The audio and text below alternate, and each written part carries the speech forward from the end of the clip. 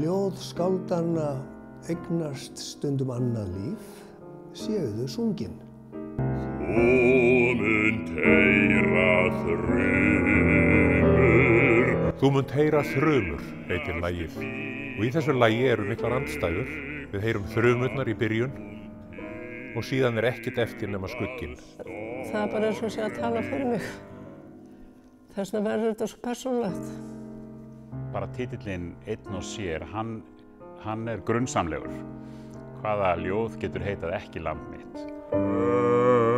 Ekki land mitt en eilíft í minni mínu. Stalín var sagður óttast Önnu Akhmatovу því hún gat fyllt hvaða sal sem með því að auglýsa ljóðalest. Ljóði lýsir einmanaleika, kvöl, svikum, meira segja hvernig Guð brást okkur. Ég skála fyrir húsinu okkar í ró.